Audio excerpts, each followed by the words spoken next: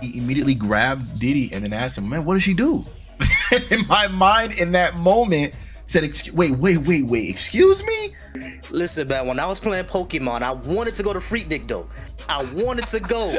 And then it ended. I'm like, damn, I never got a chance to go to Freaknik. But we also have to say to ourselves, because that is the type of community, society, and world that we live in, unless we start to do something to change that, that's just going to be the reality of it. So there's a deal. I mean, look, and I know people are going to disagree with me on this one.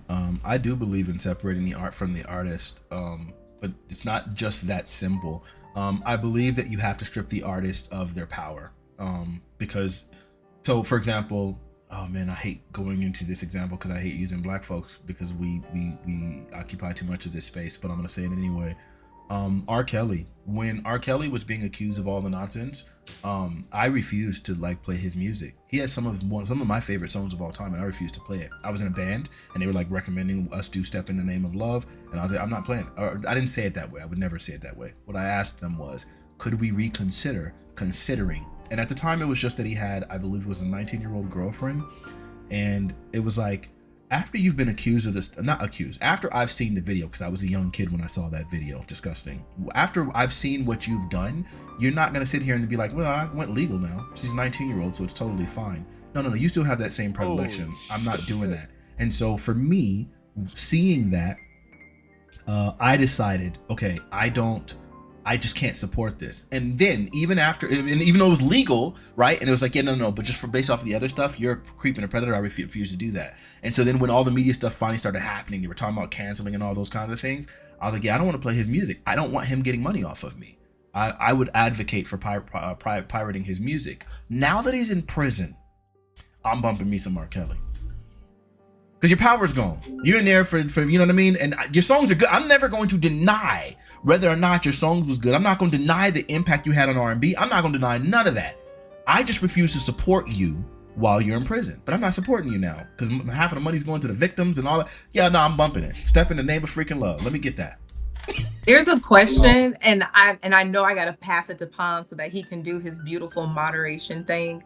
But there's a question that I want to ask you all as Black men in terms of like the topic that we're about to come into, is how do we reconcile as a community seeing our Black icons basically come or succumb to the abuse of using their power? Like, and I think that's where a lot of times Diddy was able to be saved, is because we said to ourselves, we don't want to pull down another successful Black man. We understand that successful Black men are targeted day in and day out.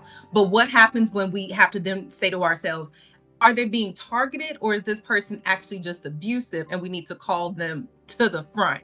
And I would love from you all's perspective as Black men, as we kind of talk about how do we separate a Black man being targeted versus a Black man just being abused, how do we have that conversation truthfully? I would love to know.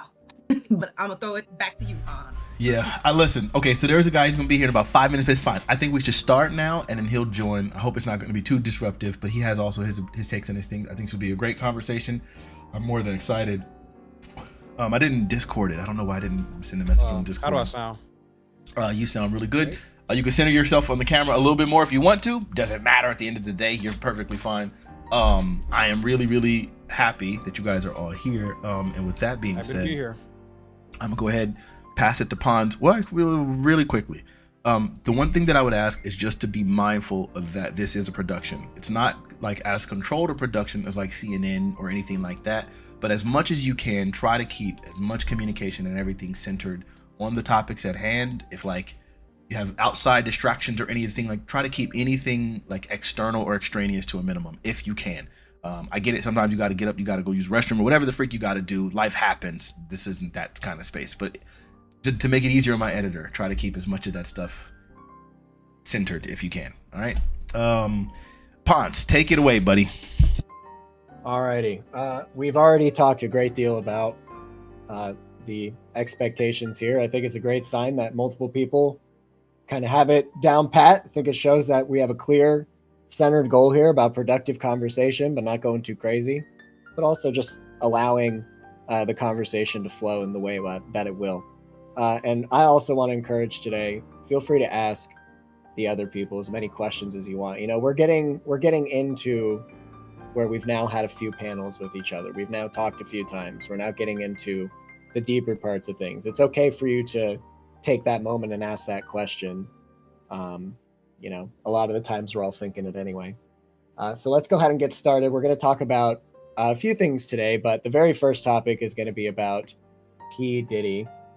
There are a lot of things going around right now about P Diddy. There's some allegations that have been potentially confirmed based on statements that were made recently by Diddy.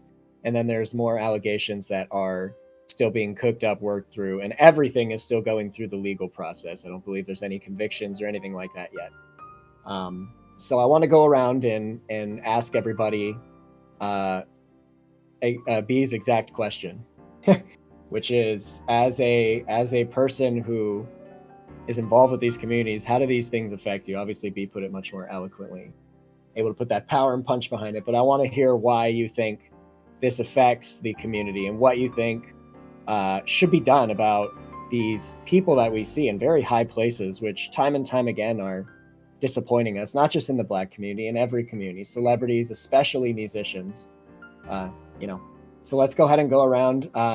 Let's start with Fanatiq. We'll end with B. That way she can kind of get everyone's answer first. Sure.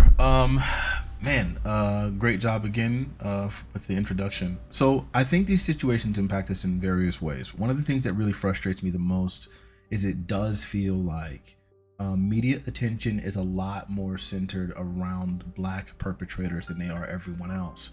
That's not for me. That's not me making a statement that I think Black people should be able to get away with it. That's me making a statement that I feel like that we should be. There still should be fairness and equity in our punishment of, you know, people who are doing criminal activity. P Diddy, I think, is another person that was incredibly powerful, and he's shown to abuse his power. And I think most people with a lot of power tend to do that. And you know, I remember it was like a Star Trek quote: "Absolute power corrupts absolutely." I tend to kind of believe that without some sort of very strong foundation, like a faith-based, like spiritual foundation or something that'll keep you centered beyond what the power is going to encourage you to do, I think most people are going to fall prey to it. And so I think these allegations, when it came out, I'm always going to be reserved on judgment until I see evidence. So even with the Cassie thing, I was like, I have no idea. I had no way of knowing, no way of believing, no way of like having any idea that any of it was true whatsoever. I did feel like it was kind of crazy for him to settle the very next day after she filed the lawsuit. It was like, hey, I don't know, bro. That made me start feeling like, yeah, it might be something to it, but I still didn't know. I think this video really, really demonstrated how disgusting of a person he was, and have to accept his apology, but I don't believe that this is a person that should ever come into contact with large amounts of power ever again, because of the extent of what he was doing and how ongoing a lot of this stuff was. That's what I'll say. That's my intro. Very nice, very eloquently put. M87, what do you think? Okay. I'm gonna answer the question that you asked, Pons, regarding how did it affect us. I guess be brief introduction. I am Howard Thinking of the Chicago Black Delegation podcast. It's a podcast centered on the reclaiming of Black culture, so they invest into us as we invest into it. But as far as like Diddy and I mean a myriad of other celebrities, specifically pertaining to the Black community, this is a lapse or a mishandling of accountability, right? If we're gonna go along and still celebrate these celebrities and these musicians, despite them, I mean, blatantly beating a girl on camera, you know what I'm saying? There's another video of her standing like hiding on under a cover. There was some what I believe to be some traces of blood on the carpet too, but I mean it could be anything, I guess. But I'm just saying, like, we can't just. This is one of those things where we have to hold these types of people to the stand, and have them speak up on what's going on. And if, I mean, I just however can we say it? Like, if the dude, if it's as obvious as it seems it is, I mean, we have to do something about it. We have to hold these guys accountable.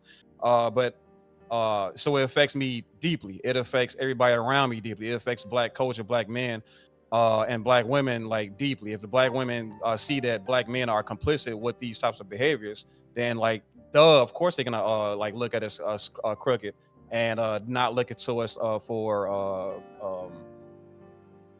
safety. You know what I'm saying? So if we want to like remedy this problem, that's this schism that's happening between black men and black women, yes, of course, black men have to, at the very least, check the black men within the community that's acting up. You know what I'm saying? Even if they have these high positions of power. And I mean, especially, I mean, it's with somebody like Diddy and like these other celebrities. These guys are easy for us to hold accountable. All you gotta do is stop supporting their music, stop supporting everything that their name is on. You know what I'm saying? And let it be known that okay, because Diddy's name is on this Ciroc, because Diddy's name is on like all these labels and stuff like that. We as the black community, as the black collective, are gonna discontinue supporting these people, putting our money into these businesses. So Okay. Let's go on to Volsi, and if you could as well, please, just a small introduction. Yeah, sure thing. Thanks for having me on, by the way.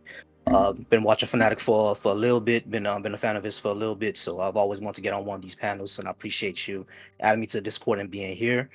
But my answer is basically an amalgamation of both. When it comes to Diddy, I'll say this: I'm actually not surprised. There's not only because of Diddy's history, because if you just like how Bia said earlier, if you look into the lore of hip hop, we've known that Diddy's been a scumbag for a while. He's been a scumbag forever. You know what I mean? So, like, plenty of people have been complaining about Diddy not only scamming them and ruining their careers, but also how abusive he is. There's a bodyguard named Gene. I don't remember his last name, but his first name is Gene. He's been saying for decades that this man is a disgusting person and is an abusive human being. He's been shouting that for a while. So like just like Fanatiq said, we can't always take allegations into consideration. But considering the quote, where there's smoke there's fire, and we known him to be a ruin like careers and be scummy for a while, these allegations coming out didn't surprise me at all. I would say when it comes to celebrities in general, if it comes out that they're abusive, I ain't gonna lie, don't surprise me at all. Yeah, you feel me? Because just like how Fanatiq said earlier, absolute power. It could really corrupts you. You have a lot of people who adore you and treat these celebrities as gods. Before social media came around, there was always cultish fan bases, but now all these people can commingle now. You got the Barbs, you got the Hotties, you got the Cardi B fans, the Lil Wayne fans, the Drake fans. Even with this whole Drake Kendrick thing, you've seen people act cultish around that. You know what I'm saying? So it's not surprising me that all these celebrities and fan worship, it gets to their heads. You feel me? It gets to their heads and they start to abuse their power. As far as how does it affect the community, how high thinking already said, there's a schism between black men and black women right now. I think it goes back all the way to the 60s, but now with social media it's gotten worse. It's gotten way worse. You feel me? Where black men and black women, I've seen them say they don't even want to be around each other. Fanatiq debated a divester, I think about 6 months ago, where she said absolute disgusting things about black men. You see what I mean? So this is what we're dealing with now. And if you go over to the red pill space, it gets basically flipped on its head, where the black men are saying disgusting things about black women. So it's one of those things that we and Diddy kind of, I'm not saying that he's representative of black men, but if we don't, just like how I think I said, hold these people accountable and divest from their brand, divest from everything that they say, then not only will the community take that as a signal of, hey, what he did doesn't matter, but the people who put him into those positions, for example, folks who own Ciroc, the majority owners of Revolt, etc., they're gonna take that as, hey, his own community doesn't care what he did, so why should we divest from him? So what it's gonna take is gonna take a lot of being on code, and saying that, hey, it's not just us and a couple of people who speak, quote unquote hotepery, who don't want to be around that. It gotta take a lot of us or at least half of us, half of the community saying that we want to divest from this guy and we don't want to be around this man anymore. And that's my intro. I'm sorry for taking so long. It's all good. Very well put. Okay. So B, you heard a response from everyone. They all had very similar things to say, but mentioned a lot of things. Do you feel like everything was adequately touched on? What do you think is missing from this conversation? And how does it make you feel that everyone's kind of in agreement here? Well, honestly, I didn't think anything was missing. I wanted to comment on how beautiful I think a lot of the sentiments are that you all have, that this is a moment for Black men specifically to say, okay, it's time for us to put our money where our mouth is. We talk about protection in the community. We talk about standing up for Black women. We standing up for women in general. This is what it looks like. It looks like holding these men accountable when they are abusive and they do horrible things.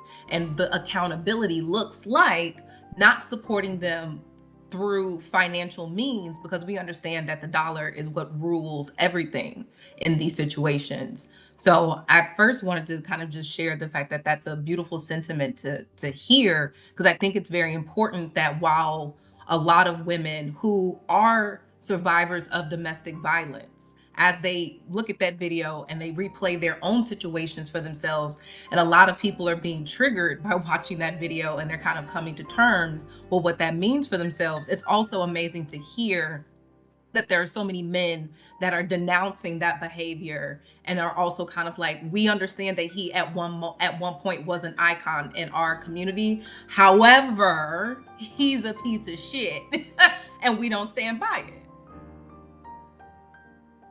Here's my thing though. One of the things that bothers me about it is I feel like, and I could be wrong, I feel like a lot of the reason why people are willing to like completely turn against Diddy is because he was already disgraced because of the homosexuality claims. Like, I know this is probably not a nice thing to say, and it's kind of edgy, but I believe that. I believe, for example, when the second lawsuit came out, and it was all about like human trafficking, trafficking children, drugging and raping women, all of these things, and one of the most prominent things to come from that was the No Diddy, which was a reference to like no homosexuality. So it's crazy to me how quick we are. I mean, I don't think it's just Black folks that are homophobic, that are really antagonistic towards homosexuality. But I want to say for sure, we have a lot of it. All right, there's ain't no way around it. Okay, I'm just to be honest. And so then it's like, I feel like that became the focus. And now that that's been the focus, he's like kind of been disgraced to a like pretty decent degree. And then because of that, people are so willing to do that. Because Cassie came out with her claims quite a while ago. And when she did, she was being challenged and disrespected by everybody. I never was going to vocally disrespect the person because I don't know.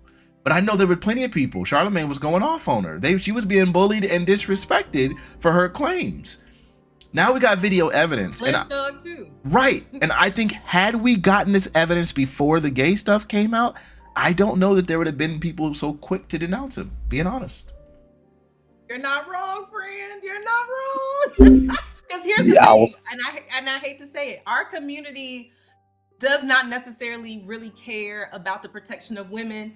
However, we do care about men sleeping with men. That is one thing we do not condone in the community. We will condone violence against women, but we do not condone homosexuality. Yeah, I was going to... My bad. Go ahead, bro. I was gonna say I'm not gonna be long-winded all about it. The thing is, everybody have their own reasons for it, and until everybody kind of engages each and every one of these reasons and denounce them, or maybe not denounce them, but when these people over in debate and crush all of these individual arguments, then maybe that's when we can start turn over a new leaf towards it. Like me personally, like I said, I do come from a pretty I went from a pretty flimsy, easygoing faith, a Christian faith, to a lot more strict faith, right? And I'm kind of mellowed out since then. But yeah, like chill. How do I put this? Facing like the homophobia specifically is definitely like a challenge. You know what I'm saying? Especially coming from my background. And there's a lot of things that there's a lot of things for me to kind of learn, but at the same time, I don't necessarily see myself changing my overall like view of about it. Overall, I just agree. I'm just gonna say this is not my business. Like, there's a lot of things, especially pertaining to the Christian Bible, that a lot of people are gonna do outside of like sleeping with people of the same sex. I deem those things as not my business when other people practice those things, and I also gonna say the same thing for homosexuality. You know what I'm saying? That's just how I'm gonna. But I still kind of hold on to my faith. You know what I'm saying, and my beliefs and things like that. But if somebody's gonna, if Diddy was doing all this stuff with Meek Mill, Diddy did all that stuff with Will Smith and all these other people in these amongst these thousands of tapes and stuff like that, not my business. If you really want to, if you want to get edgy about it, now I made up my man about Diddy when he did that when he played that character in Monsters Ball. All right, we ain't got to talk about that. That's what I made up my man about Diddy. But as far as his as far as his other stuff, now again, it's not my business. When I saw the video, I'm like, yeah, that's some BS. Black man, we have to at the very least say something about it and say things to each other about it and make sure we all are still on code when it comes to this type of thing. When we hear people say, "Wow, shit, man, what did she do?" Like, we have to acknowledge that it doesn't matter what she did. It doesn't nothing she's gonna say. I don't think I can think of anything that she can do that can warrant that type of a beating that we saw on that video. Yeah, and I was gonna say, like, I actually really do agree that if these claims didn't come out, the homosexual claims didn't come out, people wouldn't be quick to denounce them, because we have several people in the music industry who have been claimed to beat on women, and they're still as famous as ever and still have all their women fans. You know what I mean? I don't think y'all I think y'all know who I'm talking about. That lovey-dovey kiss. He's still famous, you know, and he has plenty of allegations of beating on women. Wait, you know, I don't know who that is. You talking about Chris Brown? Oh, okay. But he has plenty of allegations on hitting on women, but like he's still famous. He still has a lot of female fans, you know what I mean? So, or women fans. So it's one of those things where I agree, if an allegation comes out that, you know, Chris Brown was doing something with, like, I don't know, J. Cole or something like that, then people are gonna be like, we should announce him and everything like that. Yeah, you see, it's gonna be it'll be a different story. You see what I'm saying? But like, now for me, I come from a Christian background, but I'm faithless now, so it's easy for me to like skip over the homosexuality stuff because I don't have a faith right now. But whenever I see stuff I'm like that, and I'm like, him doing stuff with Meek Mill is not the problem. If he did stuff with Meek Mill without his consent, that's the problem. And that's what we should be more concerned about. Not whether him and Will Smith and, you know, Dwayne Carver, the guy from My Wife and Kids, I forgot his name.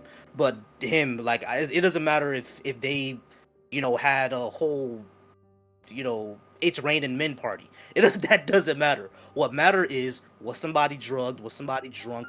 Were they forced to do it? Did he put bodyguards there and say that you better do this or something's gonna happen to you? You know what I mean? That's what matters, not whether they consent to it or not. Right. I feel bad for not saying that. Well, so look, I and with regards to what did she do thing, that was a wild thing. So the bodyguard of Diddy went on Piers Morgan and he did an interview in which, like, he was answering questions about like previous abuse, how much of that he had seen before, etc., etc., etc. And as those conversations went on, he's like started detailing some examples of some experiences and things that were like laid out in the deposition or in the lawsuit, right? And in one of them, he talks about like some incident that happened outside of Sunset in which like she was like curled off into a corner somewhere. It was like somewhat public, like, no, definitely public. And he was like going over there and he was like hitting on her. And he immediately grabbed Diddy and then asked him, man, what did she do? In my mind in that moment said, wait, excuse me? Like, it is wild. It's just, I don't know. Martin Lawrence told a similar joke in like, I mean, this had to be like 94, 95, legit, where he was talking about like, if Mike Tyson smacked my lady, would I defend her? And he said like, if he smacked her, I'm running up like, hey, what's going on? What happened? What did she do? And I remember we got a lot of laughs because of the incredulousness, right? Like the incredulity of the idea that you're asking, what did she do when somebody smacked your woman, your girl? And him saying that blew my mind, but it was a natural thing. And then they asked him, do you think he should be in jail? And he says, no, I don't think he should be in jail. He should get therapy. And I thought about it and I was like, okay, I don't know what the protocol is, whether he should get jail for it. I don't know how we handle domestic violence for sure. So maybe that might be an appropriate response. I don't know. But I just, the what did she do line blew my mind. I just wanted to share that in response to what he had said.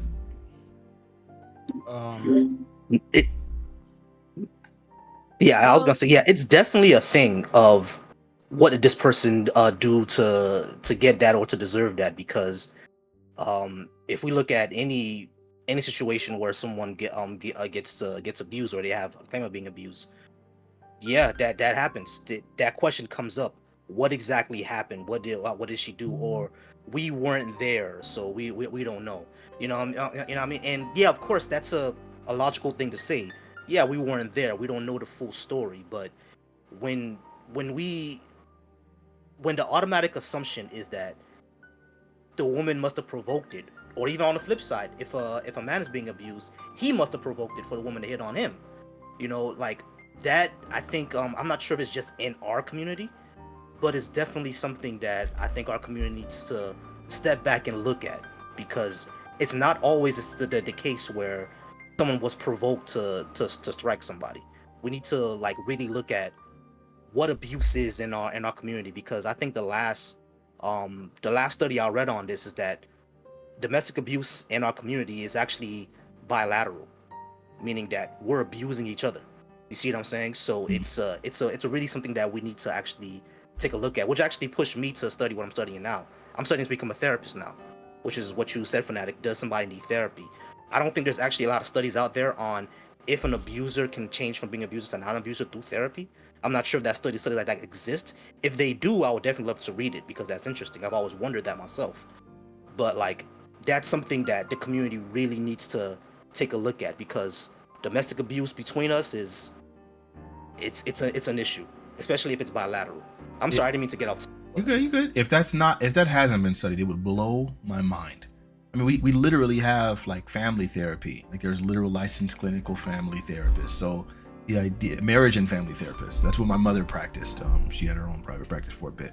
So the idea that there wouldn't be an impact on domestic abuse sounds crazy to me. There's no way therapy wouldn't. Therapy is, I've done it for myself, and it is an amazing tool. I mean, you do get what you put out of it, but if it can't help somebody with some deal with underlying issues that would lead to that type of behavior, you just throw the whole thing away. Furthermore, I wanted to say something. I took down a little bit of notes of a few things that were said. Like when we say that we've known him to be a scumbag, I didn't know that. I don't know how we would have known that. Like, I know I didn't like him because of what he did with like making the band. It demonstrated his arrogance. When he told them to walk all that distance for that cheesecake, it was like, yo, to me, like Dave Chappelle made a bunch of jokes about it, and it was like, yeah, it was funny. But when I watched that live, I was pissed. I'm like, who does that? Like, what does this actually have to do with music? This is literally just serving your own ego. I don't understand the purpose of this. And so I want them to know that I had to work hard. And that's that same nonsense that, you know, the generations, well, I struggle, so I want you to struggle. Why? You should want, I'm not even getting into that. So I've always thought of him as a very arrogant person from then, right? So to me, I knew that was scummy, but all the other stuff I had no way of knowing. We never had any evidence or any way of knowing, in my opinion. What do you guys think?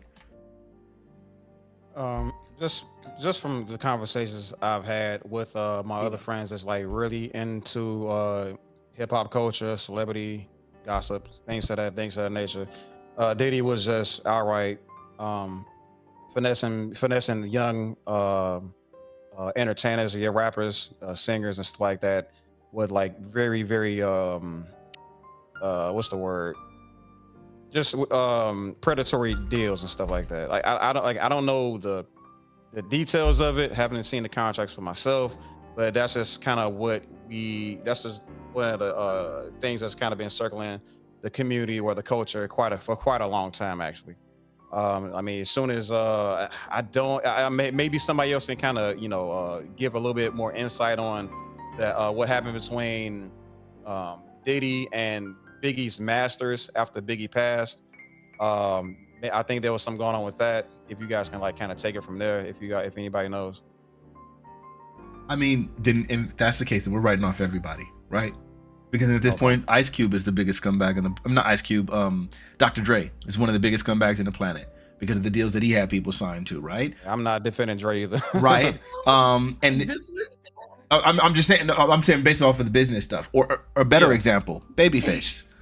TLC had the hottest album, Crazy Sexy Cool. I want to say that was around 95, 94, 95. Literally the hottest album in the world. I think it was just winning award after award after award. They were doing all kinds of numbers. It went crazy platinum multiple times. And they filed for bankruptcy in the same year. Yeah. Tony Braxton, also record-breaking artist, just topping the charts, doing all sorts of nonsense, filed for bankruptcy. So, like, it's hard for me, like, I feel like the connection between Diddy and these allegations, or like in that kind of stuff, I feel like it's so spurious because that is the industry standard. I don't respect it. I think it's scummy. I think it's disgusting. But that was the industry standard to screw over artists. It had been happening since before he got into the game, like in the 60s and the 70s and so on and so forth. So when you say I knew he was a scumbag, I wouldn't think of him as more scummy than anyone else in that regard, because again, I genuinely look at that as standard. Y'all disagree? Yeah, I don't disagree. Well, I'm sorry. What? Didn't Shine have to take a case for him? Yes, that was the other one. Man, ultimate scummy for that. Ultimate scummy for that. And it's not that Shine had to take a case for that. Does anybody know more about that? Because I don't want to do all the talking. Does anyone else know about it? If I'll explain it otherwise. Yeah, I know a little bit about that. Yeah, Shine didn't have to take that fall from. You know, Shine had to take that fall from because the woman even says like Shine is not the one who did it. It was Diddy or one of his bodyguards or something like that. See what I'm saying? So, but Shine took the fall. But it when you bring up, you know, that's the industry standard, I feel you on that. But in my view, that's scummy. You feel what I'm saying? So yeah, all the people who did that, you know, from Babyface to Dre, like all these niggas are slime balls, bro. Like that's what I say. Like yeah, they some slime balls for that, you know. But like I get it. It's industry standard. That was industry practice. But from Birdman to Dre to Diddy to anyone who signed people to 360 deals like that, they was on some slime ball shit. Like that's slime bally, you know. I don't think that's defensible, bro. I'm sorry. I'm not defending it. I'm not saying I'm not defending it at all. I said it's a scummy thing. The only thing I'm saying is that I wouldn't view him as scummy relative to anyone else in the industry.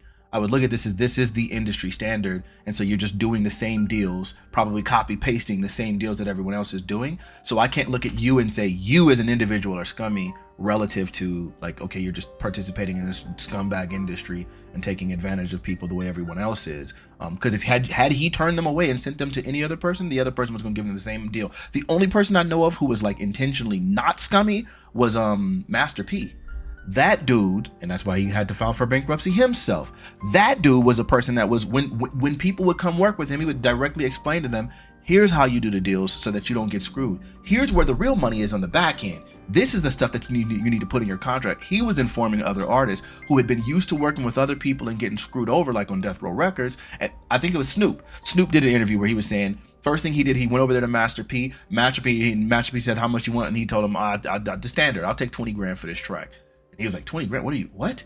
So then he like explained to him, like, no, you take this and you get this back and you get that. And he was like, and he put way more money in his hand. And he was like, that was the first time I ever heard about that. I didn't even know anything about that part of the industry. One of the most hot hip hop artists in the planet at the time had no idea how the business worked. And Master P put him on game. So he was an outlier. Everyone else would be standard. And yes, I do, again, just to make sure we're crystal clear, it is scummy. I am not making excuses for it. Well, I guess I am technically making an excuse when I say it's the standard, but I just don't think he's more relative scummy than anyone else that I would be able to associate him with these type of allegations. Lastly, regarding that deal with what's her name, with Shine and that thing, that wasn't him taking a deal or taking the fall for it. That was just complete scumbaggery by Diddy. Diddy hired lawyers that were supposed to be, because he was signed to Diddy at the time when the thing happened. Diddy's lawyers were representing both him and Shine, which is an obvious conflict of interest if we're both defendants. And by the time the lawyers got done, probably at Diddy's behest, they put all the charges onto Shine and then made sure Diddy got off scot-free. And Shine did what, like 10 years behind that? It's not Shine trying to take the fall. He didn't want to take the fall. It's just that's what the lawyers did to him. He got scummed. Foul. It was foul. He ruined his whole career, and Shine was coming up at that time, man. I think he had 2 hits on his hand. Yep. He was coming, boy. Shine was gonna be that one. He was gonna be the next one, and all that went away. Like I've always felt bad for Shine for that. That was messed up. I think I interrupted you. Sorry, go ahead.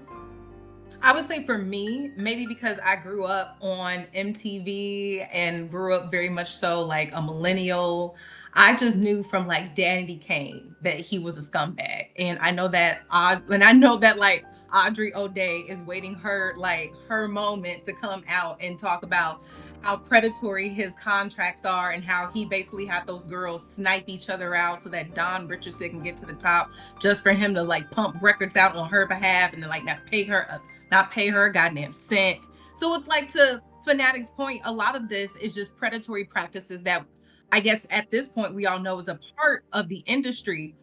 But the other part of the industry is also abuse, sexual abuse, physical abuse. And that's the part that we have to say to ourselves, like, it's not supposed to be a part of the industry. And it's been so normalized that sexual abuse, violence, drugs, and alcohol, and basically doing things to people without their consent, that's been so normalized that it's now been considered a part of the industry, that when the whole Cassie situation came out, the first thing people said was, oh, well, that girl's with a billionaire. You knew what you were signing up for. Oh, that girl's with a billionaire. That just comes with being with the billionaire. It's like we literally see these things happen. It goes back to the complicity that we talked about earlier. We see these things happen and we normalize it immediately. Or we see a girl get knocked in the face. What does she do? It's a part of our culture. It is the culture that we live in that allows for violence to happen to women in broad daylight and no one cares. Like, we understood that Lil' Kim was getting beat in the face.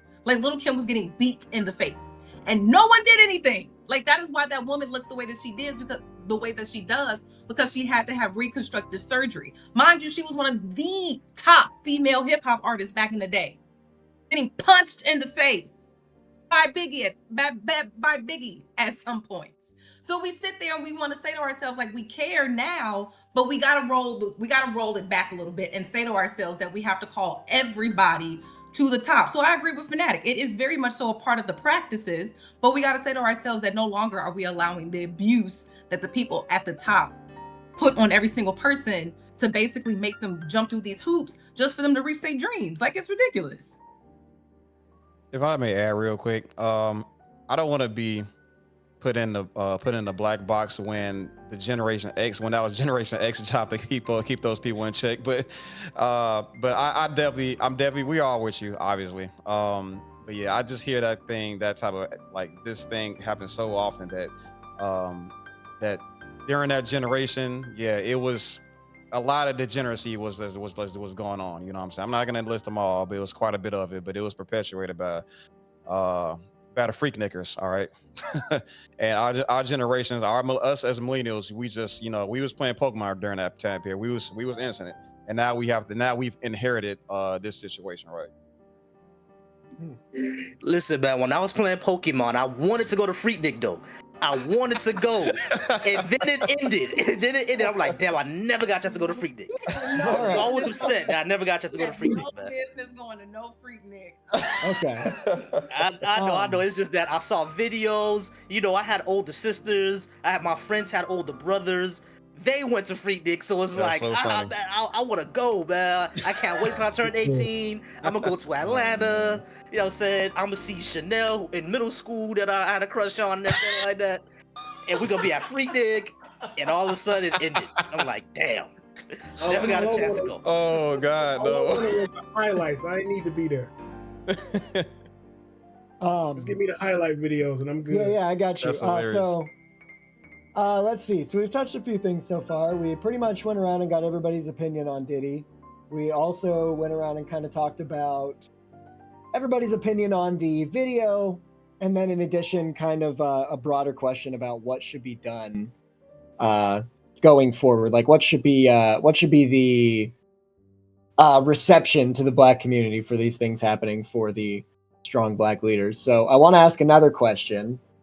and then Lord Hollow kind of give you the floor on this.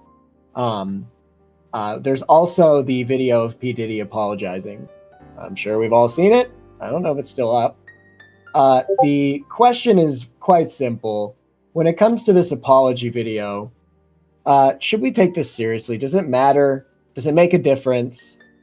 And is it going to change anything in the way events are unfolding? So, Lord Hollow, what is your opinion on P Diddy's apology video? We'll give you the floor, and then we'll open it back up.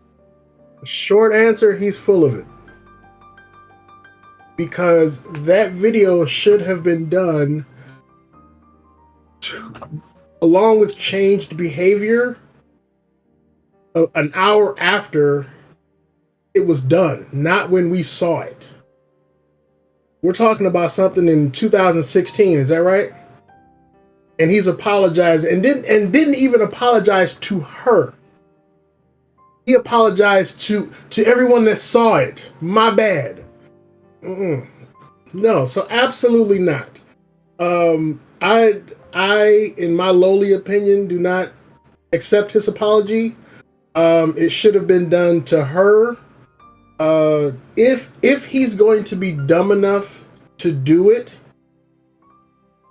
and then change afterwards, behavior should have changed. Because I doubt very seriously that was the last time he put hands on her.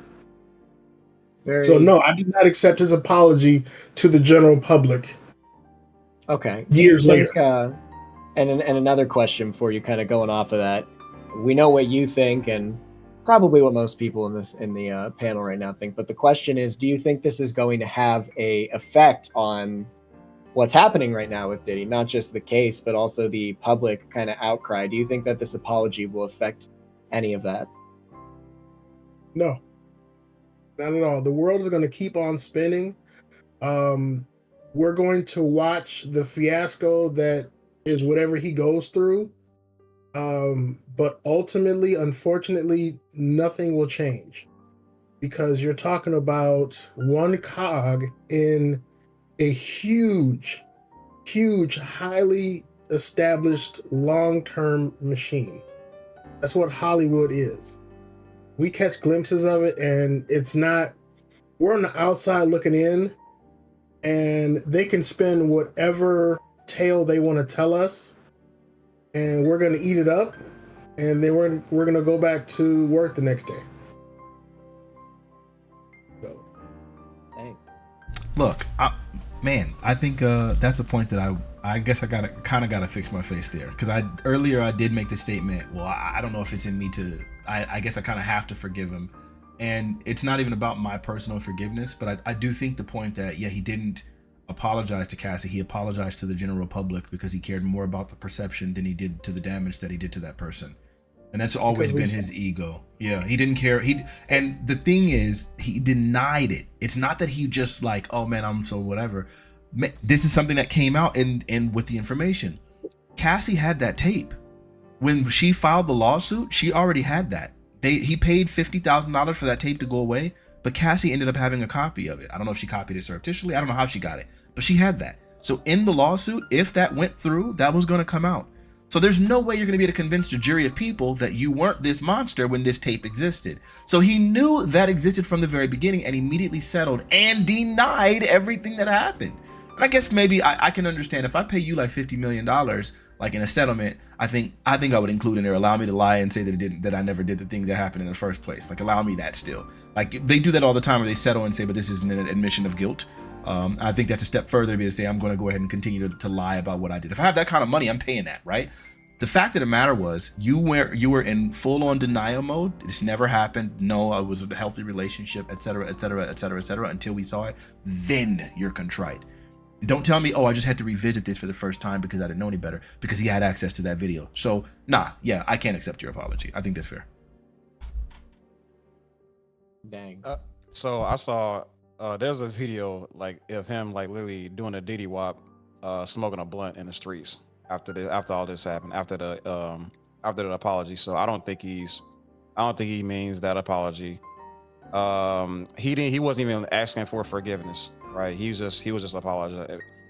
Bro, he was just blowing a whole lot of hot air, and nobody, we all like collectively didn't care about what he was saying during that time period, and nobody's convinced. So no. And is there anything gonna nothing's gonna change? It's just as Kevin said, we are just gonna go to work and then watch as everything unfold. And I personally am gonna cheer as they throw him under the bus. I'm sorry, under the jail. I mean, Yeah, same. When I first saw, I was like, man, this some bullshit. When you gonna say something to Cassie? This some bullshit. Like, what are we doing? What are you apologizing to me for? Yeah, you ain't hurt us. So it's like you have to make amends with the person that you actually hurt, if you actually sincere about changing your behavior. And the other thing that I want to say is this comes from the more of the non-religious circles, because we've been looking at this, talking about this for a while.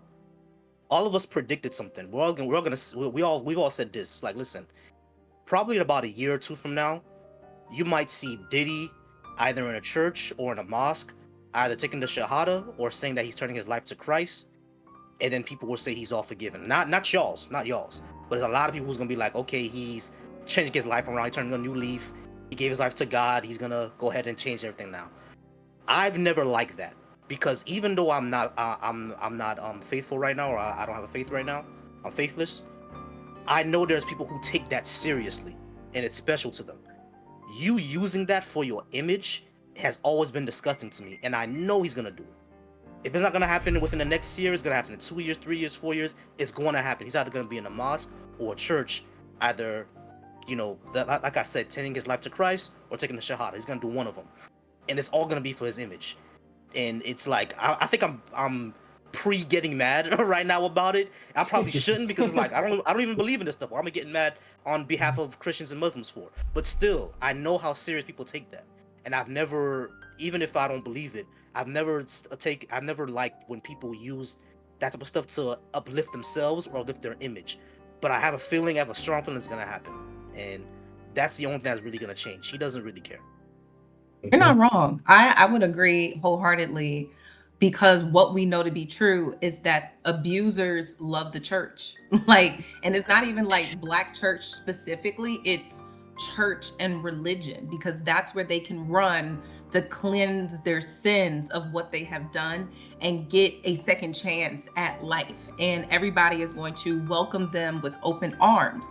We see that amongst Black families, where the abusive uncle is still able to come to every family gathering, even though he touches on every single niece. It's one of those things where it's so a part of our culture that anytime an icon or a really big person just needs a cleanse, when like Kanye started to do the Sunday service concerts and choirs and went real church, everybody was like, oh my God, look at Kanye. Just everybody knows what they need to do. It's in the playbook when it comes to needing a second chance. So he's definitely gonna run to the church. But I also saw the apology and I was kind of like, I agree with y'all. It was absolute bullshit, because he apologized to us and did not apologize to that woman. And to your point, that video came out in 2016. So you got to ask yourself, like, you're not really apologizing. You're basically apologizing because you got caught. But so many people were willing to allow money to affect their morality that they kept quiet about a woman being abused by a powerful man for $50,000 for years and years and years, and probably would have never said anything if the video didn't come out, because that is the cost that people are willing to take when it comes to being complicit when they see crimes. And a lot of people are willing to get paid less to keep their mouth closed about seeing abuse. You can not pay people at all if you see abuse on the street, and they won't even call the police. So that's just what we have to say to ourselves. Like, we live in a community where like it's very easy for us to have apathy towards a solution, right? Like nothing's going to happen. Like we're just going to go to work and everything is going to be the same, because we are so accustomed generation over generation seeing abuse happen to people, not even just like, because I really want to touch on that Meek Mill situation and like the Usher situation and the men who have also been sexually abused by Diddy, because I think that's a very strong conversation that we do need to have. But I think we need to say to ourselves, like, so many people were able to play their part for whatever reason to allow for abuse like this to continue over and over and over. And if we do want to see some change, if anyone is trying to work towards a solution, the best thing that we can do is no longer support those people. And it won't just be Diddy. Diddy's going to probably be the biggest one and the first one, but that's going to be the tiny thread to everybody else spiraling out of control. Like, we're going to hear a whole bunch of names. A lot of other people are going down. And I'm actually enjoying the fact that we are looking in real time at our communities and our generations no longer really buying into celebrity culture. Like, we are really being done with worshiping celebrities and giving a fuck about what they got going on, because it's very much eat the rich at this point. I'm gonna eat the rich page, but I got a quick question though, because I don't want. I swear to you, I will never be the guy that says something just to be antagonistic. I don't mind if we all agree, but it's gonna be a heavy one. All right. Obviously, what I believe that honestly happened with Diddy is I believe that probably when it came down to the settlement, actually, like as I'm thinking about this in real time as we're talking about it, I'm pretty sure when he did the legal settlement, I'm fairly certain he apologized during that time, right? Like, you write her the check and then you settle, especially because at this point now you're still trying to stave off all these other lawsuits and save your image, because your image is getting completely trashed. So it would obviously be in your best interest at that point to go ahead and apologize to the victim, who is Cassie, who I absolutely view as a victim. So with that being said, I can kind of then understand why when it comes to this tape, he would be apologizing to the public, because the apology to Cassie would be really performative in this scenario, because in reality, it's like, you probably already apologized and now you're just apologizing to her in front of everyone else. I can make argument for why he should apologize in front of everyone else, because I always say if the offense is in public, then the apology should be in public. So because we all saw it, I could see him needing to do that. The same way how Kobe Bryant apologized to his wife for the woman who he slept with, who lied and said that he, forced her. In that situation, he went on publicly and apologized to his wife and the thing that he put his family through. But also because that was in the public eye, I think that's why he kind of felt the need to do that. So in the same sense, if he did, this becomes a question. If he truly did apologize to Cassie when he settled that lawsuit for a ludicrous amount of money, so where she's set for life, do you feel like, would you still hold it against him that he didn't apologize directly to her during this public apology? Answer. Y'all can answer. If he at least made that apology in America, I give him a little bit more slack. When you made that apology, why did it look like you were somewhere where they couldn't, I don't know, send your ass back for committing crimes? Because he got to run. He on the run. He's the black Julian Assange. So even if he already apologized to Cassie and he wanted to apologize to us, America, why didn't he make that apology in America? Because he ain't trying to go to prison. Okay, let me explain. No, it's not that simple. It's not that simple. Here, I'm gonna break it down really quickly. Think about this right now. Our criminal justice system is disgusting and corrupt, and we know that because of what happened to Bill Cosby. There was literally no reason that man should have been tried. One of the wealthiest individuals on the freaking planet, and he got tried for something that they had zero evidence for, using a testimony that he had given with the knowledge that he would never be criminally prosecuted for this thing. That was what was required in order for him to give that deposition, which is why the case was overturned. So they broke the system, didn't care, had literal claims from a prosecutor, a signed statement, got contacted by that prosecutor telling them, hey, you can't sue him for this. You can't do this because we already have a literal legal agreement that he won't be sued. So he was not able to plead the fifth. So you can't do this. And they knew that and tried him anyway and took 2 years of his life. One of the wealthiest individuals on the planet. So if we know how evil this system is, we know that they'll still put you in prison even without the evidence. If I'm in Diddy's position, there's even whether I'm guilty or innocent. If I'm innocent, I'm running.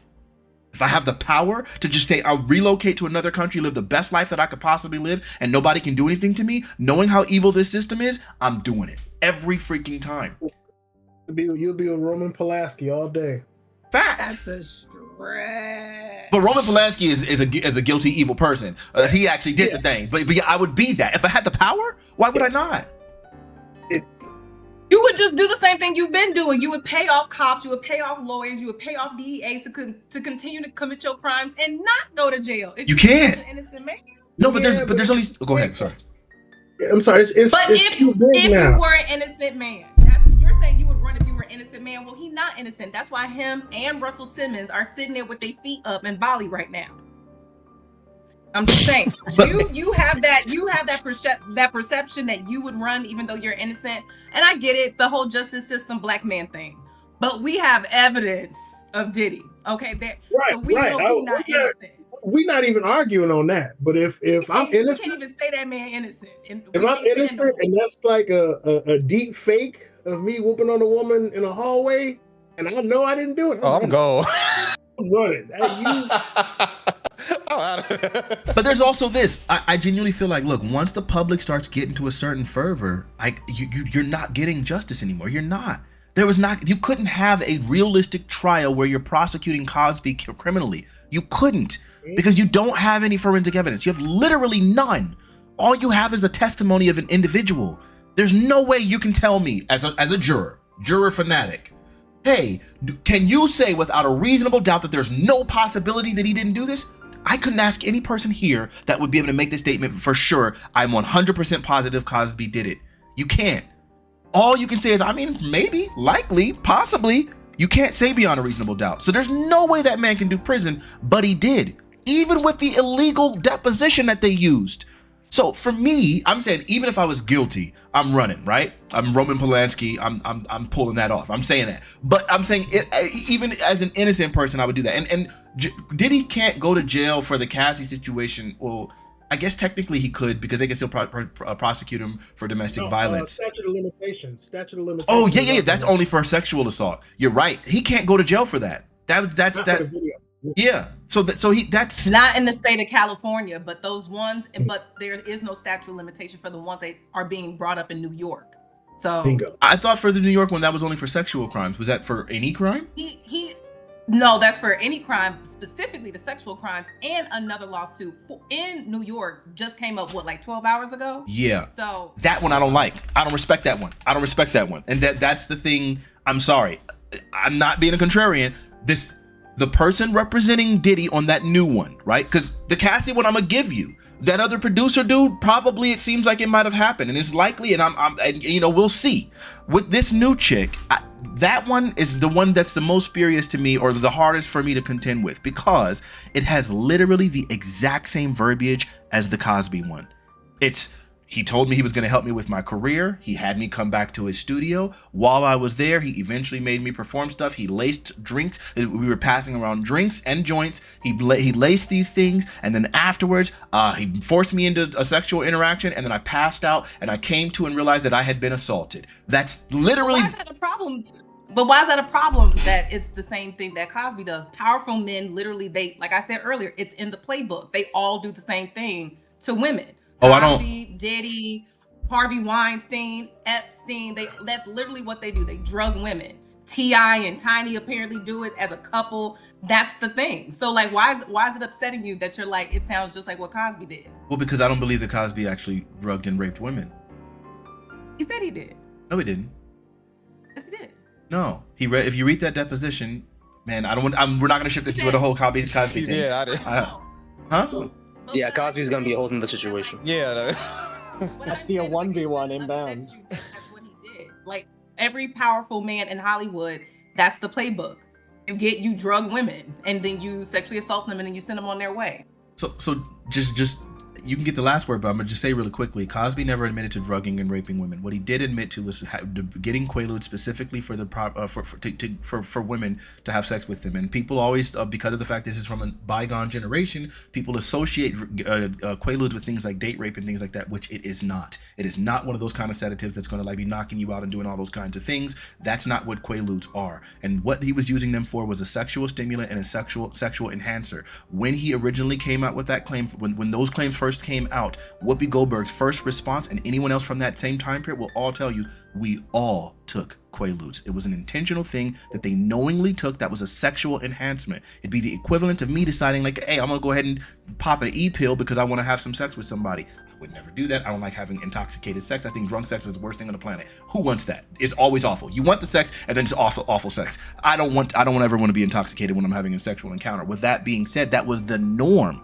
They all did it at that time. So if they were all doing this at that time, and he admitted very, very candidly, Yes, I have these quaaludes. What are those quaaludes for? For women. You know, I would get them for the girls when, you know, they would be wanting to do stuff. I would provide them to them. He never admitted to doing it surreptitiously. He never was doing this behind their backs. It was never a secret thing. So he never admitted to raping anyone. What he admitted to was, yes, I had these drugs for these women. These drugs are not date rape drugs. These are not the same things. This isn't roofie. And that's what he admitted to. He didn't admit to raping anyone. He never did in a deposition. And no rapist would.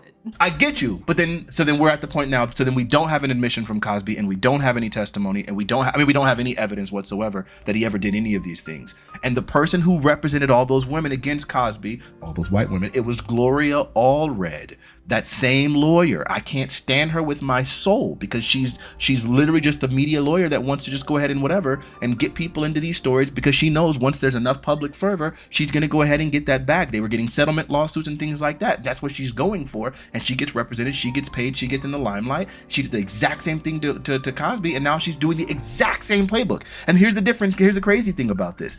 The story from this McKinley chick is in line with the Cosby thing. The other stories were not. Cosby's story, Cassie's story isn't the McKinley story. Like, all the stories have been totally different stories until Gloria Allred gets involved, and now we have a literal identical Cosby bag. I don't know, man. I don't trust that. Maybe it's true. I'm not saying that he's not capable of it. I'm not saying that Hollywood people don't drug and rape women. I'm not making that statement. I'm saying the second she becomes attached, I become increasingly skeptical. Will that be, if you want to respond to that, and then I'll probably meander us a little bit. All I was longer. saying is Cosby, all the way down, they got the same playbook in terms of like how they attack women. So I was just pretty much saying that is something that has been said by Diddy's bodyguard, that they would have two different types of Ciroc at the table. One would be the special Ciroc, and then the other Ciroc would be the Ciroc that they would give to the girls. And then he also would say that what they would do was drug the chasers and not necessarily the alcohol, because they knew that the girls were always going to mix their drinks. Like, this has specifically been told by Diddy's bodyguard. So I think all I wanted to just say was, like, I completely understand where you're coming in. You're like, I really don't, like, this case is sounding a little murky. I just wanted to provide additional context that it has been said that is a tactic that Diddy has used, which is like drugging his individuals and his victims. I respect that. Agreeable. So, okay. Something that we can go to from that then, with everything we just talked about in mind, we already kind of all agree that we can't really accept the apology. At least everybody had something to say about that. The question is, should there be any punishment? Should we do anything about these people that we're all talking about, that have known about this for years? They've sat on the sidelines and kept their mouths very tight-lipped. And then all of a sudden, miraculously, these accusations come out, and then like a flood, there's all this information and all this context. And, oh yeah, I was there. I've been saying that for 16 years. Oh yeah, I was definitely there. I saw that. I saw this. For these people, what do we do? We obviously can't throw them in jail. Do we crucify them on social media? What needs to happen to these, we'll say the complacent part of Hollywood? Anybody who feels? This is how I've always felt when it comes to things like that. I don't know if you ever heard the saying "silence is violence." You know what I mean? And or the MLK quote where I forgot what that MLK quote was, but it was something about, you know, the only thing evil needs is for good people to say nothing. It's something like that, right? Mm-hmm. Essentially, these people standing back and being complacent, you need your foot held to the fire. Now, of course, as Ponce says, we're not gonna throw them in jail. I don't want a dog. I don't like dogpiling. You know what I mean? Like, basically where we push a person out of social media and they get, you know, they can't live a normal life anymore because of something they did. But their foot needs to be held to the fire of why exactly did you just bystand and let this happen? Was it the bystander effect? Like, what was it? You know what I mean? Were you afraid of all the power that Diddy has? Like, why did you do this? Not only for us to understand that mindset and for us to study it, because I'm kind of fascinated with how the human mind works, and which is why I'm studying clinical psychology, because I want to know that type of stuff. But we need to also hold them to the fire. Like, yo, listen, you let a lot of abuse pass by, and right now, you being either a bodyguard or a trusted person around these celebrities, you may not be able to go into those careers anymore, because now if another high power person does something and you're a bodyguard for that person and that person starts abusing people, you're gonna let that pass by too, because you've already had a history of it. You know what I mean? Now that doesn't mean that they never work in the entertainment industry again, but some of those positions may not. We should scrutinize that more of you being there, because you've already let this happen once. But those people need to have their foot held to the fire of being held accountable of, you let a lot of abuse happen, and why did you do that? We need to hear from you. You know, that's what I would say. Here's my thing. I'm a new security guard, new bodyguard or whatever, and I'm watching over Dick. 3-4 months in, I see that he's doing some questionable thing. I'm not saying a damn thing. People come up missing dealing with him. A lot of people like allegedly Biggie was going to leave the label. Because for years I'm like, why would Diddy have Biggie killed? That's crazy. Your biggest money maker trying to leave. Then he get to, I ain't saying I'm going to quietly put in job applications somewhere else. I can put, Diddy's bodyguard on my resume to make it look good to the people that don't know him. And I'm getting out of there, but I'm not saying a damn thing. People coming up missing and I got a family. No, I'll be gone inside of 3 to 4 months, but you ain't getting me to say a damn thing in court or otherwise. At the end of the day, this is my life. So I get what you're saying. But And that's once I see it's that hot, I'm gone. Does that go for just security guard or everybody? If you're a celebrity as well and you see that happening. Yeah. Like there are plenty of people that just simply don't mess with Diddy anymore. Don't say nothing. I think that's fair. So look, here's the thing, and I think it gets difficult, right? Because if we're going to look at these people in these domestic violence situations and see them as victims. They're being manipulated by a person who has immense power and control and impact on their lives, and they're like staying in situations that they wouldn't otherwise stay in. I think I would say the exact same thing about that bodyguard. This man has immense power and control and impact on your life, and so now you have to start considering, what am I going to do in this situation? One of the most powerful things that I was listening in that Piers Morgan interview with that bodyguard was when he was mentioning when he saw the abuse that Cassie was experiencing, like he would try to have conversation with them to help them. He would tell them, like, hey, look, this is what you need to do. You got to get out of this situation. Like, enough is enough, right? She was so manipulated and so whatever that she would go back and tell Diddy the thing that you said. So now you're at risk. So he said eventually he stopped. First off, he had gotten plenty of time where he was stepping in between the two of them and taking, taking blows, preventing this stuff from happening, like literally trying to intervene, then going to the side and telling her until Diddy eventually comes to and calls him and says, hey, stop talking to my girl. Like, enough is enough. Wait a minute now. Now he's aware that I've been trying to coach you on how to get out of this situation. Now I'm at risk. This man is one of the most powerful people on the planet. People have literally died and came up missing. There's rumors that he killed his wife, Kim Porter, that it wasn't an accident. So there's just too much. I am not putting myself at risk like this repeatedly. So it's hard for me to just say 100%. I just hold y'all 100% accountable. Like am I making sense to some degree? Yeah, your family ain't got No, that all body. makes sense. Yeah. No, that don't make sense. Let me try to clarify. I do understand. In the moment, you're not gonna say anything because that's a danger to your life. But stuff like that, like how you're saying that, that's what I think we need to talk to people about. Like, why didn't you actually say anything? Were you afraid what happened? So we know exactly what's going on. And if we know these people have this type of power, we can kind of figure out how to, just like how Fanatiq said in the beginning of the conversation, take their power away. You see what I mean? Because it's like we got to figure this out. There is a bystander effect.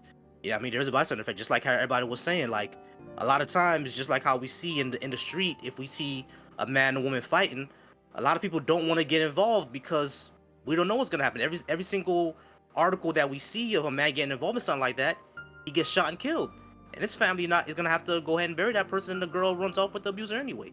So it's one of those things where it's hard to get involved. It's really hard. You know what I mean? Yeah, But we should know why they didn't do it. You know? My yeah. bad. Go ahead. No, Go ahead, Kevin. I You want to understand. respond to that? in terms of the this is real funny for me. You see a woman getting beat up. If she's getting beat up in public, she's already been abused in private. That ain't got nothing to do with me. I've told my wife I'm coming home to you and my daughters. That ain't got nothing to do with me. Because if I respond to something like that, I'm gonna respond in a way that is we can open carry in Michigan.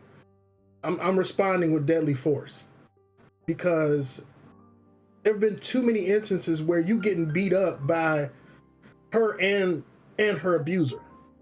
Now you getting double teamed because that's a way of life for her. You're encroaching on her normalcy. That ain't my job. That ain't my call. M87.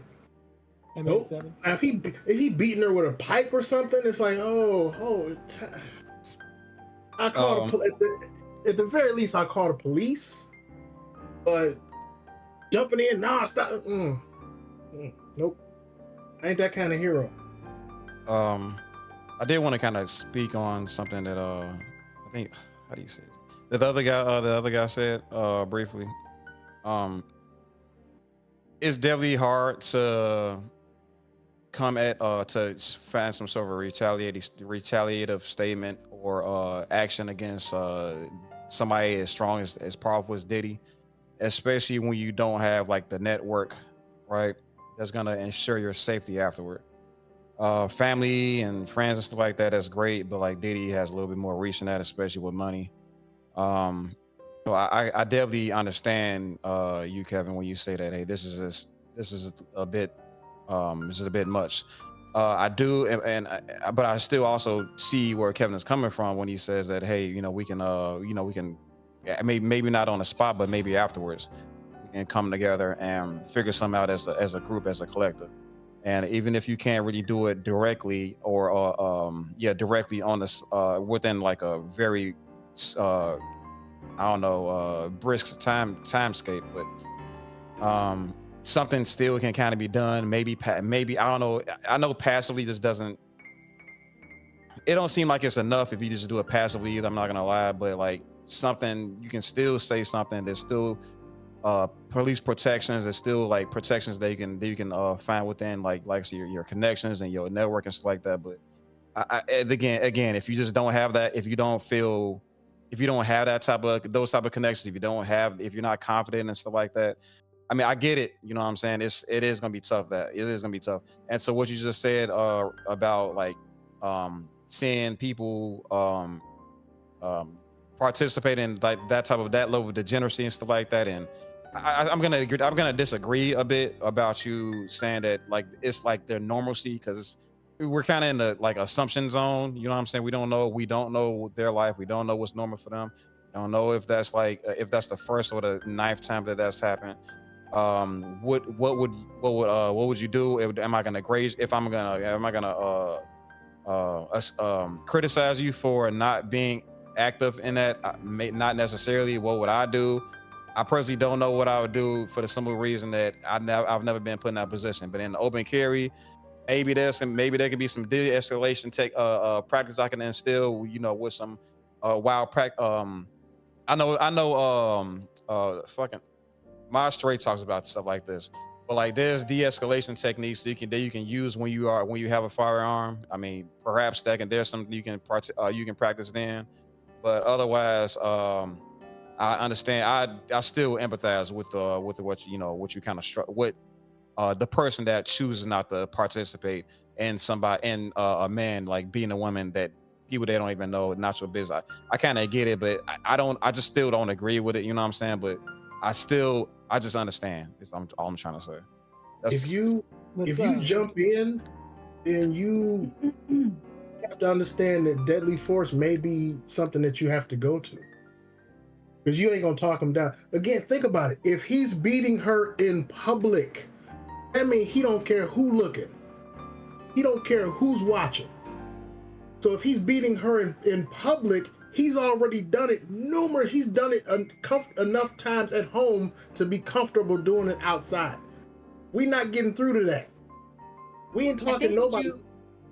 What I want all of you all being men to understand with your responses, and your responses are definitely understood, because a lot of you all have made mention about like wanting to make sure you go home to your family, to your wife. You want to make sure you go home to your people. I want you all to understand that that's what the abusers want you all to do. And that's what they want you all to have. That's how they want you all to react. That the abusers in this community win. That we live in a community where we will see something and we won't say anything. We will see something and we won't do anything, because we are afraid of abusers, because we understand that they are crazy enough to abuse that person. They crazy enough to abuse me. But we also have to say to ourselves, because that is the type of community, society, and world that we live in, unless we start to do something to change that, that's just going to be the reality of it. But what I want you all to also understand about the reality of that is that you're okay with victims becoming victims. That you all go to bed at night totally fine, understanding that if you are to see something, that you aren't going to that you won't be able to step in, or that you don't want to step in. And the reason why you don't want to step in is totally your reason. And you want to make sure that you get home safely and that you are able to get allergies, and that you're able to get to your people at night. That's totally fine. But that is not essentially the sentiment that the person who's getting their head knocked between a washer and dryer wants to hear. I'm pretty sure that's not what Cassie would want to hear. I'm pretty sure all the other women that Diddy has abused, and all the other men that everybody in Hollywood and the music industry and the movie industry, and even if we think about Quiet on Set and those children who were abused, I'm pretty sure their whole thing is like, well, I get it. You know, he's abusing me and you don't want to get abused yourself. So you have to understand it's a two-way street. That if you don't get involved and you don't say something or do anything, or just, you know, kind of throw your hands up, that's totally fine. But that level of being complicit means that you're also okay with what happens to those victims. And that is where we are able to see an entire industry thrive on abusing children, on abusing men and women, because there are so many people who have the sentiment that you have. And it's not a bad thing to have that sentiment. It just lets me know, as a woman who sees brutality on all ends, that the machine is working better than ever. I don't. Someone else can go first, but go ahead. What do you say to the victims that don't try to leave? There's a reason why a lot of victims No. mentally. But what do you say to them? Whatever we're not talking about, like you said, I have a valid reason for not jumping in. We're not talking about their reason. We're not talking about their reason. We're talking about their staying. What do you? The question is, what do you say to them? What do I say to who? To the victim. If me not doing anything is complacent and helping the machine and helping the abuser, what do you say to the victim that's not trying to leave? So are you asking me that if I was in front of a woman or man who is in an abusive relationship, you're asking me what I would say to them? Correct. I would say to them, according to statistics, it's going to take you 7 times before you successfully leave that situation. So please try as many times as you can, and don't feel like you're a failure when you don't get out of it the first, the second, or the third time, because statistically, it takes at least 7 tries before you are successful. We even saw Cassie try to get away and she wasn't successful. So it's not to say that the people who are in it are complacent. But I think what I would say to that person if I was in front of them is that I support you in whatever capacity you need to move to get out of your situation. Because some people leave and then they die. There's a lot of that happening as well, that the ex-boyfriend goes after the person even though they leave. So I don't want to cast any stone on any person who's in that situation, because for them, staying is better than losing their life and trying to leave. So I would say I am here to support you in whatever capacity you need that support. Okay. And that's what Good. I was gonna bring up as well, because on both ends of the spectrum, people are afraid of one thing, and that's losing their life. You know, because just like how Lord Hollow said, like, if this man is crazy enough to beat on his woman in public, and if I intervene, he could pull something out on me. But Mhm. also with her, she knows that if I get away from this man, he's gonna pull something out on me. On each side, people are afraid of death. You know what I mean? So, and I've also said this as well. When it comes to the victims, when you say, Lord, you know, what do we say to them? I would say that it depends on their reason, because anybody could be manipulated. You know, we have doctors out here who are telling people not to take vaccines. Anybody could be manipulated. You see what I mean? So it's really gonna depend on their reason. But whatever the reason is, I do agree with what Bia said. But like when it comes to a situation like this where there's an impasse, when we don't want to get involved because, or a lot of us don't want to get involved because there's a high risk of losing our life, and also the victim also is not leaving because there's a high risk of losing their life. When there's an impasse like that, the only thing we can come up with is a solution, because just like how Bia said, the machine is working the way that it's gonna work. These abusers are getting away with it. What do we do for these abusers to know? Because right now they know they can get away with it. What do we do for them to know that they cannot get away with it? Because right now, like, it's just gonna go back and forth. Was I don't want to get involved because I don't want this to happen to me, and she doesn't want to leave because she doesn't want that to happen to her. There needs to be a solution there to make it not happen anymore. And whether that's gonna be police, even though I don't really trust them because of my political stances, or if it's gonna be an entire new system that we as a community come up with, our own community policing of, here's a hotline you can call and a bunch of brothers gonna pull up and take her outside and take him outside to do something. There's gonna be something that we have to do. You know, I'm in an organization called Black Men's Build, and we actually talked about that stuff before. But like, hey, we have a sister, you know, who's getting abused. Brothers, are we gonna pull up? What are we gonna do? Does this dude here have a weapon in the house? What are we gonna do about this? Because one of our members has a sister who's getting abused. What are we gonna do about the situation? So there's gonna have to be something, because we're in an impasse right now, and that's what I would say. We have to come up with some sort of type of solution, because it's just gonna go back and forth of what to do. I My even bad want for to that. Go speak ahead. to us. I even want to speak to a solution real quick when we think about, and I think Fanatiq mentioned like Michigan being a open carry state, which yes, it is. And I'm from Chicago, and Illinois is a concealed carry. And there was a situation where a woman was in a hot dog stand with her son, and a man was yelling at her and punched her in the face 3 times. And her son ended up having the gun. She was registered to have the gun. The gun was registered in her name. Like, she basically had the gun properly.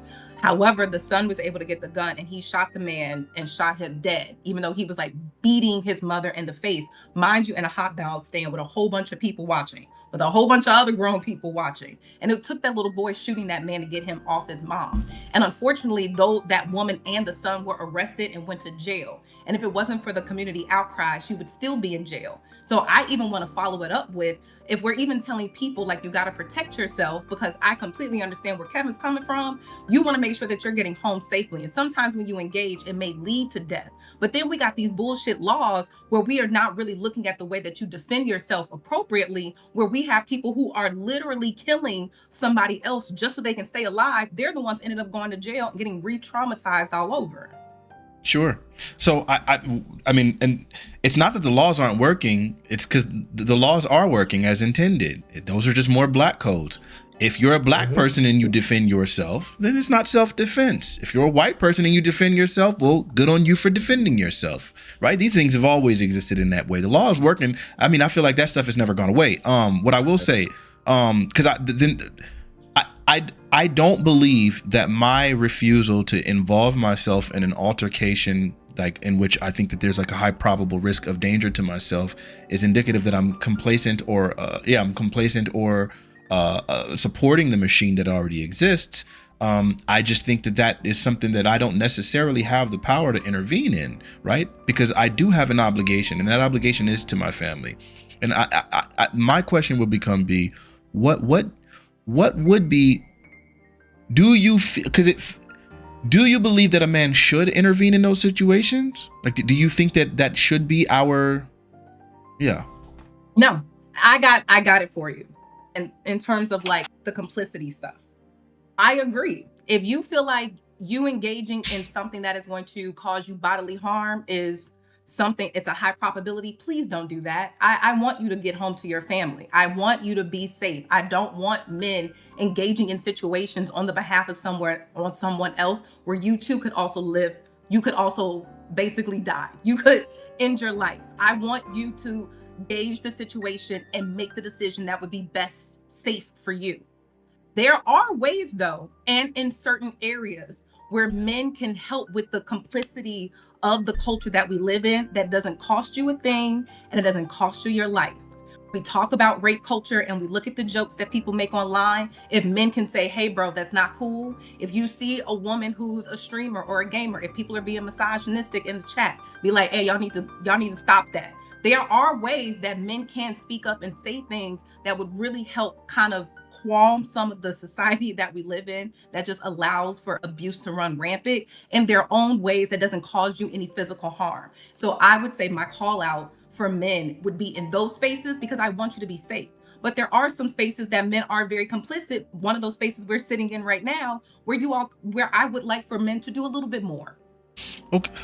Okay, but within the context of this conversation, do you feel like we haven't done enough? This conversation is great. No. Okay, just making sure we're crystal clear. Appreciate that. Thank you for the no, legit, because I didn't know, I wasn't sure. All right. Words of affirmation. Thank you. I needed that. Look, this I wanted to also say that because I know that we're streaming and we're live, but I wanted to just be a little bit more vamped but a little bit more clear that what happens ultimately when we are complicit, whether complicit to save ourselves, like like Volsy was saying earlier, whether we're complicit, Volsy, I'm so sorry. Whether we're complicit to save ourselves or we are complicit because we got paid really good and this is a really good job and I'm trying to get my family out the ghetto, whatever our reasons may be. I just wanted to make that mention that is what it's allowing for the system to run the way that it is, that we can see women and children and men getting snatched up off the street and people are like, I don't want to do nothing. So we got to say to ourselves, what does that solution, if we are going to have a solution, one that allows for us to have our lives and see the next day, what are some of those solutions? And it may not necessarily be getting physically involved, but I want us to think about something to do because too many people are getting abused and just the abusers are getting to walk away free and collect BET awards for it. If I may. Okay. Yeah, I'm sorry. I just wanted to add one last thing. I know we're running out of time. I just want to add one last thing. I've actually it's not really getting physically involved, but I actually seen it before, where it was a domestic violence situation, and it was two black people. It was two men, and I know they were in a relationship and it was a domestic violence situation. The way I got involved is by reminding them. This was back in like 2013 or 14. Around the time Tamir Rice got killed. I actually got out my car and I told him, hey, yo, y'all boys, chill, brothers, chill. Y'all gotta relax. Y'all know they looking at us. Y'all know, like, if police come around, both y'all gonna get shot. And that actually worked. They actually chilled out. They actually said, you know what? Let's talk about this inside.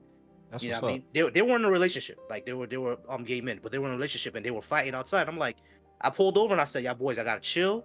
Because if you know the police come around, what's gonna happen to both of y'all? And they said, you know what? All right, let's chill. Let's go inside and talk about this more. That actually worked. You avoided the end moment. Exactly. I avoided that. Now, I'm not sure if that'll work in other type of relationships where it's a man or a woman, where if it's a man and a woman, or if it's a woman and a woman. Because I've never seen a domestic situation with a woman and a woman. I've only seen it with man and a man. But like, that might work where someone says, y'all need to relax because if police come around or authorities come around, y'all gonna get hurt. You know, maybe that will work. Maybe that have people chill. I don't know. That's not working with women. Let's see. You're not gonna tell two women in a domestic violence situation to calm down and expect that situation not to explode. There's no way. Yeah, be fighting two women hate calm down. I know that. You A gonna be lot of women. fighting I'm not gonna two say women. I hate calm down. I'll tell you a, what. a lot of women Nothing hate puts calm my down. fist through a door Please faster say than something. calm down. In retrospect, you don't bring it back together. We see what happened in Congress lately when Marjorie Taylor Greene Oh, told Crockett to calm down. she was like, Nah, she wasn't having it. That's a They portal were- gun. You portal gun my Yeah. fist through that wall. No. Yeah. So Beach really Blonde. quick, before we wrap up here, I want to talk a little bit about this idea that we've all kind of been rolling around the past 30 minutes. And this is that idea that there's a lot of things that are going through someone's head. The abuser, the abusee, and the people watching. There's a lot of things going through your head when you might witness some of these things. And this is what is called critical theory. It's the idea that critical thinking is happening during these events. And sometimes the critical thinking can explain our actions. A woman might be thinking, of course I'm stuck in this situation, but people watching might not want to help me. If I do go out, I might be seen as that crazy woman. If I do look for help, I might be turned down. The man is thinking certain things in that moment, like, people are watching me right now, but I do have to do this. I have to get my emotions out. The people who are watching don't know what to think. All of these things are critical thinking that are happening in the moment. And critical theory is the idea that we can use that critical thinking to help explain why people take the actions they do. It's not that someone sees abuse and that they just simply don't care. Most people see abuse, it triggers something emotionally in you. But there's a lot of other things that pull on us in our life, our family, our responsibilities, even our jobs, things that make it very, very difficult to act in a vacuum. So it's very important that I think we're having this conversation to say, it's dishonest to say it's so simple. Just walk up to that abuser and tell them no. Or it's so simple, just walk away. It's not your problem. The reality is we're all emotional creatures, and it's very hard to act correctly in that moment. It's even harder if you've ever been in one of those moments. It's hard to not be emotional yourself. So I'm glad that we talked about all this, and going into the closing statements here, thinking about the critical theory. Go Can I ahead. say something before you go into it? Yeah. I think it's important here. The main thing that I would say in terms of finding a solution is, however we do it, empower the victim. Right. Let him or her know that somebody is there for them, and nothing starts until they want to leave.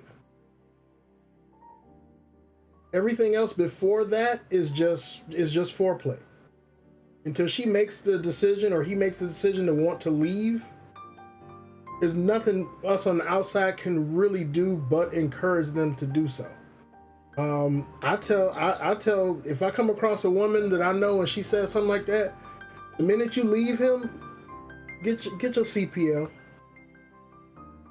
Get your CPL. Protect yourself, because abusers don't like being left. They don't. My wife, her first husband was abusive. I've seen the police reports. She left Thanksgiving. He was at work or he was out of the house. She moved everything out and left with their young daughter. She empowered herself, understanding that this abuse would carry over to her child. And that gave her the strength to leave. So until we learn how to and understand how to empower the victim, no solution can be reached without their help. And Lord Hollow, what are your tags? Where can people find you? Lord Hollow is I'm on YouTube. Same handle.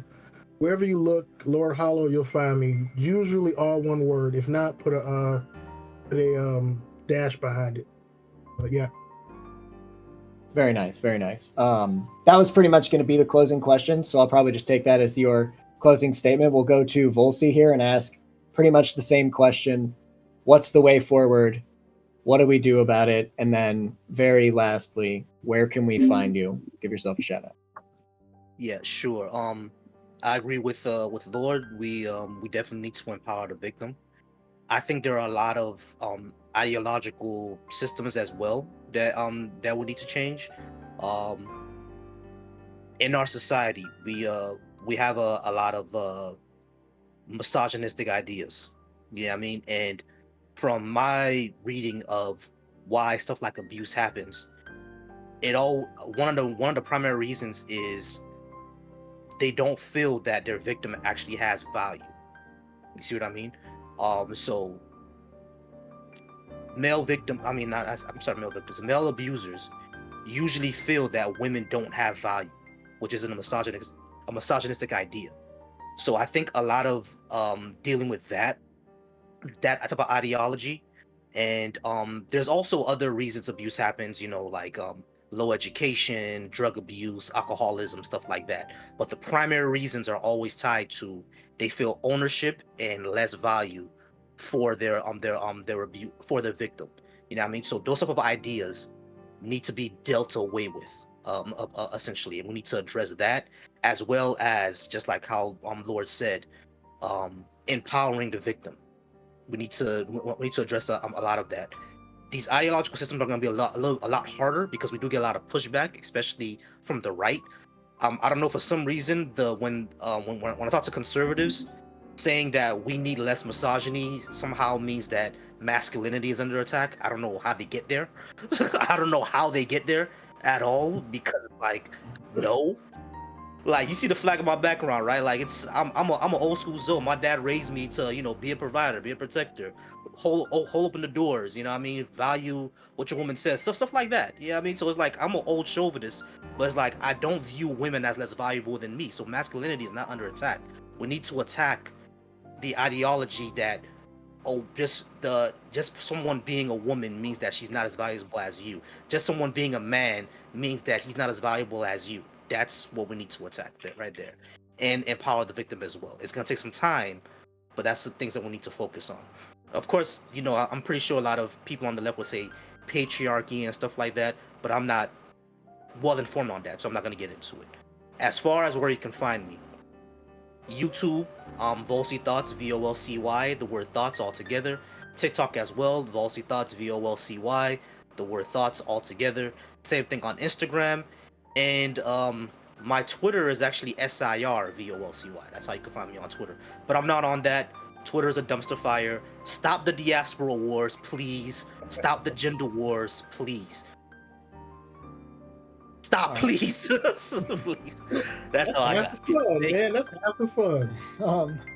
Having fun. Damn.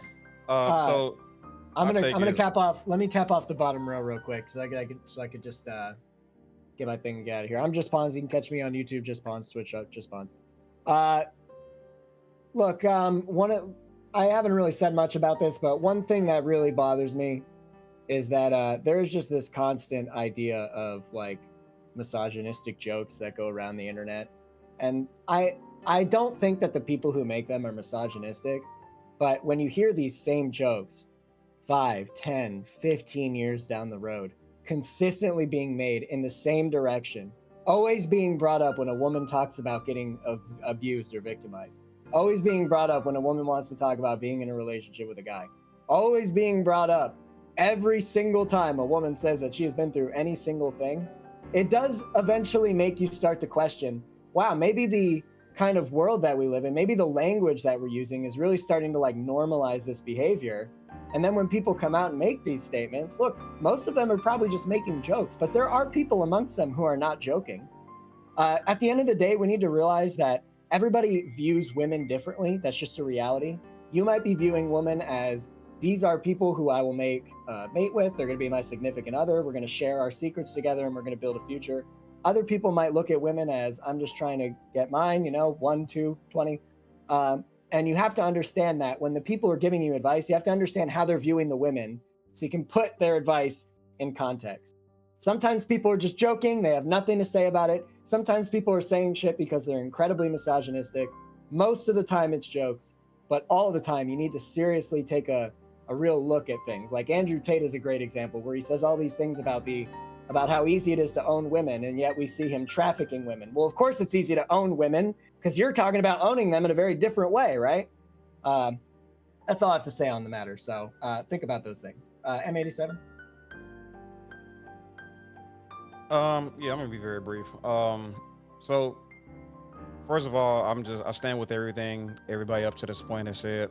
Most likely gonna stand with everybody else after speaking after me as well. But for the most part, spend less time on your distractions and more time watching conversations such as this one, and inspire others in your circle to do the same. And then have conversations of your own with said people. I mean, it's as simple as that for me, man. Otherwise, you can. I'm higher thinking of the Chicago Black Delegation podcast on YouTube. Please find me there. No, nothing else. That's like the main thing we're kind of focusing on right now. So again, thanks for having me. Thank you. And sorry I interrupted your 15-second closing with my 2.5 I'm trying to. minute closing. Yeah, I'm trying to. I was thinking about you, Pons. I know. I was just thinking about you. All right. My bad. We'll go over to Fanatiq. Yeah, look, I'm gonna say I think the way that we deal with a lot of these things is obviously awareness, and I really do respect the idea of empowering the victims and making sure that they understand that they have the ability to leave, because it can become like really psychologically abusive to be stuck in a situation and not realize that you do have your own power. To that point, when it came to Kim Porter, the thing that distinguished her from Cassie is because she was significantly older, and what the bodyguard said was when Diddy was abusing Kim Porter, she started fighting back after a while. And one time the car was rocking and the fighting was happening, and he said he just saw it, and he opened the door, found out what's going on, and she got out of the car and she said, you try to explain to the media the scratch across your face the next time you ever try to put your hands on me. Basically letting him know, realizing that she had power and that the media would want to hear of him doing something abusive, and started using that to be able to say, you're going to stop because I know where to hit you. And I think that was empowering, which I think is what allowed her to eventually leave and things like that. Although, I mean, if he did do something nefarious and that's why she's unalived, I mean, that's kind of crazy even still. Abusers don't want to leave. Lastly, I say education is important, and I think we have to understand what abuse is. And I think when we look at abuse, we tend to focus on domestic abuse, like domestic violence, physical violence. We tend to focus on that. And they say about 30% of women experience domestic violence within their lifetimes, whereas for men, it's 25%. And then what they also discovered was that 48.8% of men reported having psychological violence used on them. And I think the thing is that while men have power, physical power, and there's all of these things that we can that we can do, women tend to abuse men psychologically. And the thing is, men have far less spaces where they're able to talk about those kinds of things, where they're able to even come forward about those things, because their masculinity is going to be questioned if you mention, hey, I was being abused. And so I think awareness is everything. I think doing everything in our power not to shame the victims, as he mentioned, victim empowerment. I think all of those things are incredibly important. And I say deal with the facts. Shame people who falsely accuse people of domestic violence and domestic assaults. I think those things need to happen, because once we're aware of intentional false claims, then that stuff starts making people distrust valid claims. So I think we need to start punishing the false claims, so that we can actually support the victims of false accusations, so that people will always take these things more seriously. That's the last thing I'll say on that. Oh, you can find me here, twitch.tv/MrFanatic. This panel will be uploaded probably within the next 2-3 days. I have a conversation with FD Signifier that should be uploaded by tomorrow. It was a really great conversation. I hope you guys look forward to that one. And we have more and more conversations. And thank you so much, Volsey, for your first time being on the panel. Did a great job today. Lord Hollow, also really great contributions. I appreciate that. B, obviously, you know how much I appreciate you coming to the space, and M87. All of you guys, thank you guys for contributing so well. Hell yeah. And then lastly, I think it'd be right to finish off with B. Take your time, floor is yours, and then just when you're done, where people can find you, please. I want everybody to understand that we as a society have experienced trauma together. The trauma porn that is watching Black bodies die in the street, watching children being snatched, watching women being harmed, has allowed for us as a society to be okay with those things in our day-to-day. And we have to first come to terms with the fact that that is the normalcy in this society, where we're okay with the things that we say that we're actually not okay with. Like, we have to be honest with ourselves. Like, we say, oh, slavery was bad, but a lot of white people stood by and were complicit when they saw lynchings and when they saw a lot of Black people tried to go out for the rights to vote, but they were getting blasted by the fire department. That is what complicity breeds. It breeds a lot of progress in terms of people wanting their human rights, people wanting rights just to show up who they are, to not be judged by the color of their skin or by their gender. That holds progress back. But we also understand, like I said earlier, is that the system is working because so many people are scared to speak up. We understand that there were so many white people who were joining the sides of Malcolm X and Martin Luther King, and they were called N-word lovers, and they were also lynched as well next to the Black people. So we understand holistically what happens when you step up and what happens when you're complicit. But I want to say that I am very aware that we as a society all experience trauma. We all need to get into some therapy because we all need to be honest about the fact that we're okay with abuse. This entire country was built on the abuse of people who look like me and a lot of these people on this panel.